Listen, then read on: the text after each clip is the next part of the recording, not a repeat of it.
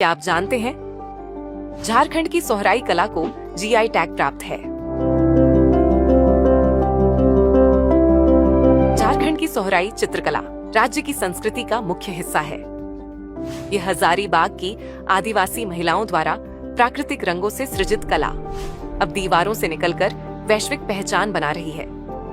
राज्य के 25 वर्षों में सोहराई ने उल्लेखनीय प्रसार पाया है।